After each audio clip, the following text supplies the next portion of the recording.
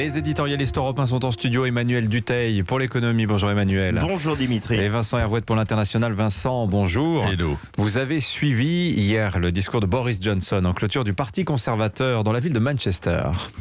Oui, on attendait au tournant. Imaginez les Britanniques privés de lait, de bacon, de poulet, faisant la queue aux stations-service et redoutant, à juste titre d'ailleurs, d'être privés de dinde de Noël. Le caricaturiste du Times le montrait le jerrycan à la main, faisant du stop sous la pluie diluvienne et une pancarte à la main marquée Manchester. La presse se trompe souvent sur Boris Johnson.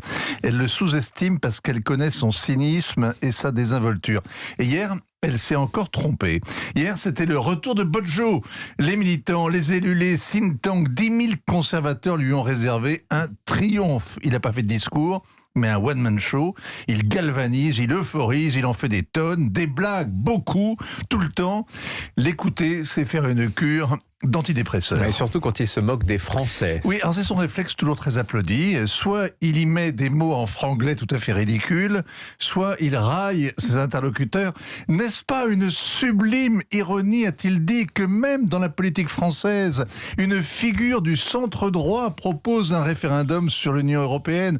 C'est le bon vieux Michel Barnier qui appelle à reprendre le contrôle de l'immigration. Voilà ce qui arrive quand pendant un an, vous discutez avec David Frost. Frost était le ministre du Brexit. Sa vision, la vision qu'a Boris Johnson d'un conservatisme radical et optimiste, tient dans son slogan pour l'après-Brexit, leveling up, ça veut dire passer au niveau supérieur. Oui, il ne faut pas attendre de Boris Johnson qu'il concède n'avoir rien préparé pour l'après-Brexit.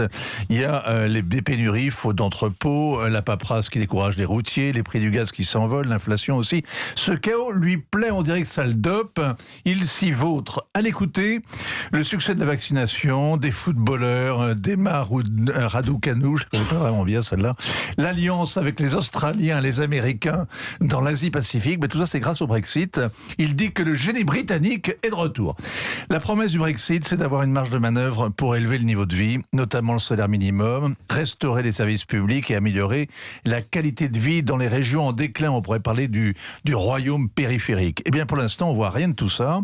Le gouvernement Johnson vient de décider la fin du chômage partiel et davantage d'impôts, notamment un impôt pour financer les systèmes de santé. Alors, il y a le patronat qui renacle. Déjà que le coup de frein à l'immigration lui a déplu souverainement. Les syndicats aussi s'inquiètent et les conservateurs ne s'y retrouvent pas. Mais Bojo, au micro hier, répond « cash ». Il y a un trou énorme dans les finances publiques, 2000 milliards. C'est une météorite que Margaret Thatcher n'aurait pas ignorée. Il dit ça, la salle pousse des cris de joie. Hier, Bojo aurait pu marcher sur les eaux. Alors, il y a quand même un petit problème pour Boris Johnson, c'est l'Irlande. Ouais, il n'irait pas en Irlande sans montrer ses papiers, c'est sûr. Parce que les Britanniques ont beaucoup de mal à faire parvenir leurs produits en Ulster à cause des contrôles douaniers. Et ils accusent l'Europe d'avoir la main trop lourde, d'être si tatillonne qu'elle affaiblit le soutien politique au protocole sur l'Irlande du Nord. Ils se préparent donc à le mettre entre parenthèses, sauf solution négociée qu'on imagine très mal. Bref, quand c'est terminé, ça recommence. Bojo est comme Guignol, la langue bien pendue et le bâton à portée de main pour taper sur le voisin du continent à la grande joie de son auditoire. Et ça marche très bien même pour lui. Merci Vincent Hervouet.